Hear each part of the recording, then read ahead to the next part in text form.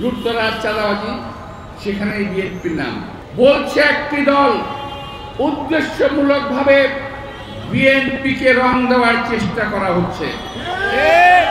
উদ্দেশ্যমূলকভাবে বিএনপিকে আজকে জনগণের সামনে আসামির কাঠগড়ায় দাঁড় করানোর চেষ্টা করা হচ্ছে। এটা আমরা খুব ভালো বুঝি।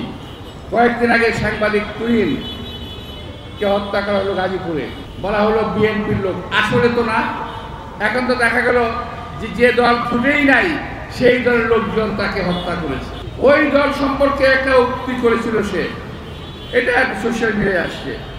এরকম বিভিন্নভাবে বিএনপিকে দোষারোপ করার চেষ্টা করছে, যেন বিএনপি এখনই ক্ষমতায় আছে।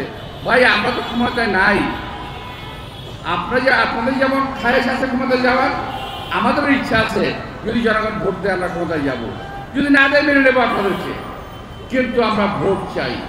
এই ভোটের জন্য, এই গণতন্ত্রের জন্য গত 17 বছর বিএনপি আন্দোলন করেছে।